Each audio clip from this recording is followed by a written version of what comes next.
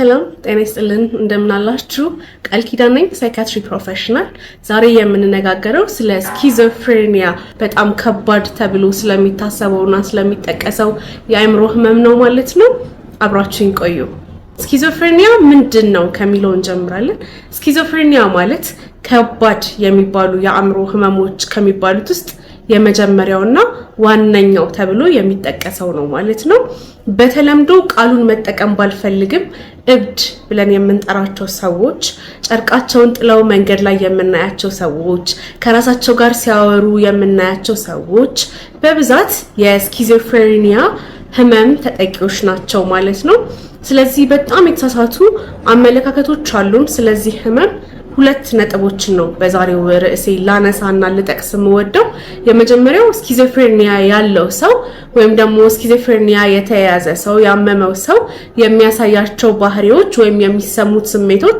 ምንድናቸው የሚሉትን እናያለን በመቀጠል ደግሞ እኛ እንደ ማህበረሰብ ስኪዞፍሬኒክ ስለሆኑ ሰዎች ወይም ታማሚዎች ያሉን የተዛቡ ትክክል ያልሆኑ አመለካከቶችን ደግሞ እንመለከታለን ማለት ነው አብራችሁን ቆዩ ሰብስክራይብ ያላደረጋችሁ ሰዎች ሰብስክራይብ አድርጋችሁ ቤተሰብ ይሁኑ የምትማሩባቸውን መልእክቶችና ፕሮግራሞች ታገኛላችሁ አብራችሁን ቆዩ ስኪዞፍሬኒያ እንዳልነው ከባድ የሚባል የአእምሮ ህመም ነው ይሄንን ስንል ግን ፓኒክ ማድረግ ወይ መደናገጥ የለብንም ይልቁንም ምልክቶቹን ካወቀን በኋላ አካባቢያችን ቤተሰባችን ወይንም ጎረቤት ሊሆን ይችላል የቅርብ የምንለው ሰው ኢቭን ያሩቅም ሆኖ እነዚህን ምልክቶች የሚያሳይ ሰው ካለ እርዳታ እንዲያገኝ ብንረዳው እኛም ራሳችን ላይ ደግሞ ይሄንን ምልክት ያያየን ካለን ደግሞ አቅራቢያችን ወደሚገኝ የስነ አእምሮ ክሊኒክ ወይም ደግሞ ሆስፒታል በመሄድ ገዛ ለማግኘት ብንደፍር ብናደርግ ያንን መልካም ነው እላለሁኝ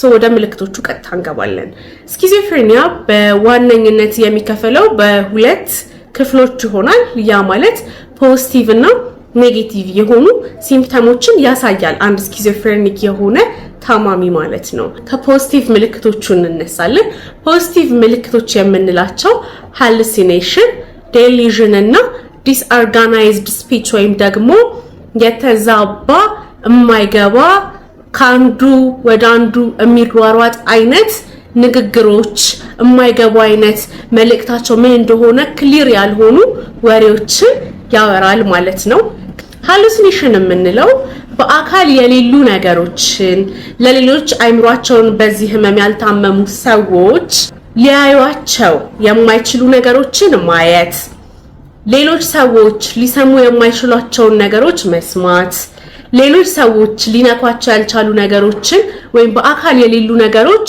እንደነኩን መሰማት እና የመሳሰሉ በአካል የሌሉ ነገሮች ቴስት ማድረግ በአካል የሌሉ ነገሮች ማሽተት በአካል የሌሉ ነገሮችን ብቻ ኤክስፒሪየንስ ማድረግ ወይም ፊል ማድረግ ለሰዎች የማይሰሙ አጠገባችን ላሉ ሰዎች የማይሰሙ ድምጾችን እየሰማን ከሆነ አጠገባችን ያሉ ሰዎች ወይም ደግሞ ለሌሎች ሰዎች ሊታዩ የማይችሉ ፊዚካሊ የሌሉ ነገሮችን የማየት ነገሮች ካሉ ለሌሎች ሰዎች የማይሸቱ ነገሮች የሚሸቱን ከሆነ እንደዚህ በአካል የሌሉ ግን ደግሞ አይምሯችን አሉ ብሎ ያሰበ ሽታቸውን ፊል እንድናደርገው ድምጻቸውም እንዲሰማን እይታዎችም እንዲኖሩ የማድረግ ወይም ደግሞ እንደዚህ አይነት ስሜት የመሰማት ነገር ለዛም ነገር ደግሞ ምላሽ የምንሰጥ ከሆነ ለምሳሌ እንዳልኳችሁ ለሰው የማይሰሙ ድምጾች ስለሚሰሟቸው ለዛ ነው ምላሽ ሲሰጡ ሲያወሩ የምናያቸው ለብቻቸው የሚያወሩ የሚመስሉን ሰዎች ኢንተርናሊ አይምሯቸው ውስጥ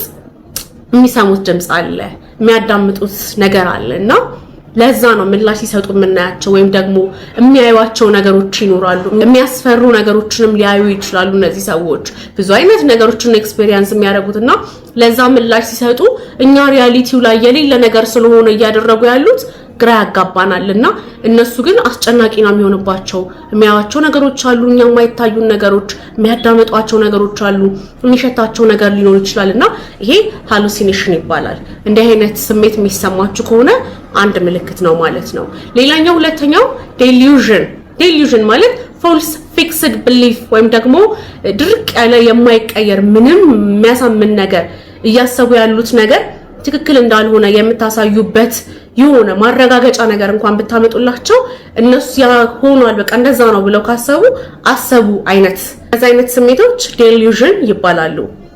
ለምሳሌ እየተከታተለኝ ነው የሆነ ሰው እየተከታተለኝ ነው ሊገለኝ እየተከታተለኝ ነው ብለው ይሄንን ማሰብ እዚህ እኮ የለም እንደዚህ የሚከተል ሰው የለም ሁሉ ሰላም ነው ምንም ነገር የለም ዩር ሴፍ ነው ብላችሁ ልታስረዷቸው ሮማንታቸውንም በደንብ አድርገው መቃኘት እንዲችሉና ምንም ነገር እንደሌለ ኤክስተርናሊ እንዲረዱ ለማድረግ ብትሞክሩ ይሄን አስተሳሰባቸውን መቀየር አይችሉም። በቃ የሆነ የሚከተለኝ ሰው አለ ነው አይነት ነገር።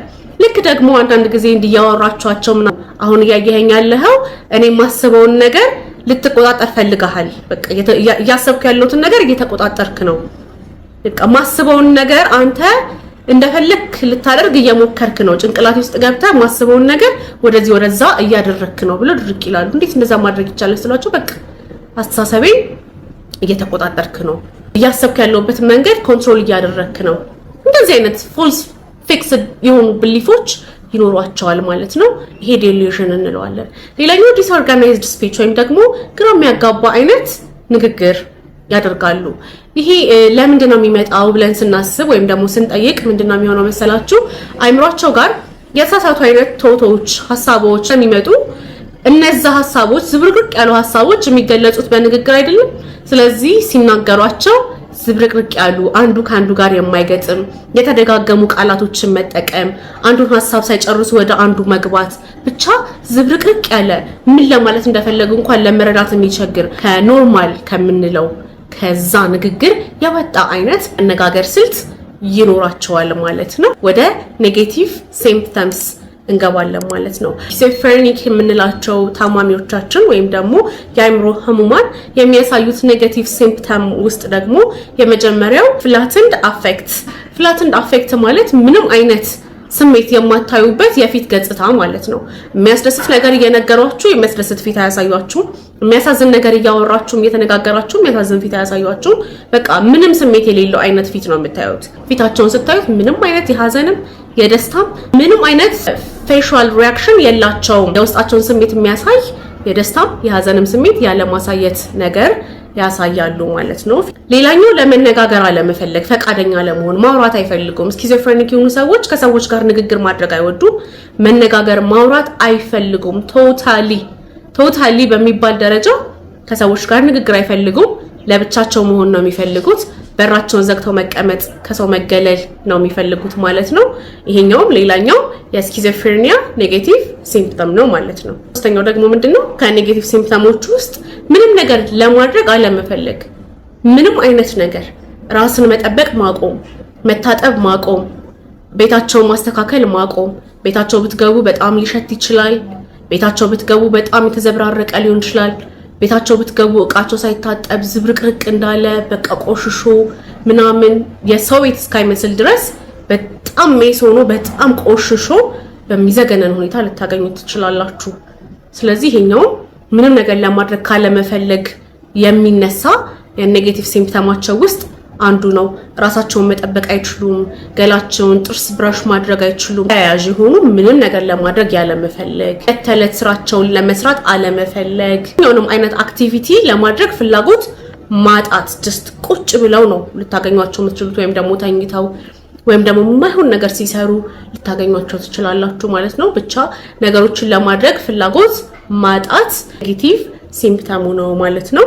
ሌላኛው እንደ ማህበረሰብ ከምንሳሳታቸው ስህተቶች ውስጥ እነዚህ ሰዎችን ማግለል፣ አደገኛ ጉዳት የሚያደርሱ ሰዎች እንደሆኑ ማሰብና መፍራት ተገቢ አይደለም። እርዳታ የሚያስፈልጋቸው እንጂ ልንሸሻቸው የሚገባ ሰዎች አይደሉም። ሕክምናውንም በትክክል የሚከታተሉ ከሆነ መድኃኒታቸውንም በጊዜው በትክክለኛ ሁኔታ የሚወስዱ ከሆነ በጣም ለውጦችን አሳይተው እንደማንኛውም ጤነኛ ሰው መኖር፣ ህይወታቸውን መቀጠል የሚችሉ ናቸው ማለት ነው። ስለዚህ ለአእምሮ ህሙማን የምንሰጠውን የማግለልና የመግፋት ነገር እባካችሁ እናስተካክል፣ ማይንድ ሴታችንን እናስተካክል። ስለዚህ ለአእምሮ ህሙማን የምንሰጠው የወረደ ቦታ፣ የተሳሳተ አመለካከት ይስተካከል እላለሁኝ በትህትና። አብራችሁኝ ስለቆያችሁ አመሰግናለሁ። አሁንም ሰብስክራይብ ያደረጋችሁ ከኔ ጋር ቆዩ። ብዙ ርዕሰ ጉዳዮችን እንዳስሳለን። ሰላም።